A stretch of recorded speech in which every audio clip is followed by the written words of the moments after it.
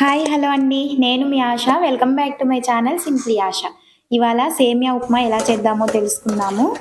Stove మీద ఒక గిన్నె పెట్టుకొని 2 స్పూన్ల ఆయిల్ అయితే వేసుకోవాలి. ఆయిల్ హీట్ అయ్యాక పల్లీలు, పోపు దినుసులు వేసుకొని అవి వేగిన తర్వాత దాంట్లో సన్నగా తరిగిన ఉల్లిపాయనైతే వేసుకోవాలి.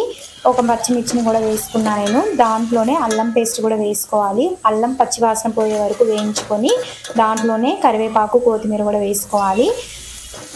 ఇప్పుడు ఒక మీడియం సైజ్ టమాటాని కూడా కట్ చేసి వేసుకోవాలి. ఇప్పుడు మూత పెట్టేసి ఒక 2 నిమిషాలు టమాటా ఉడికే వరకు మగ్గించాలి.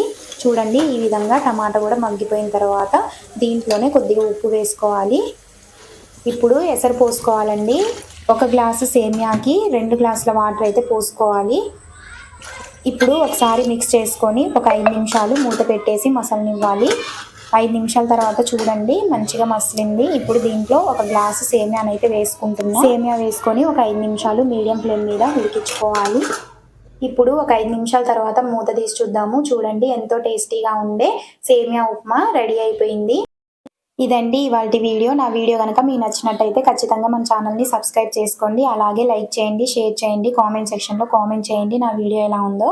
Thank you for watching.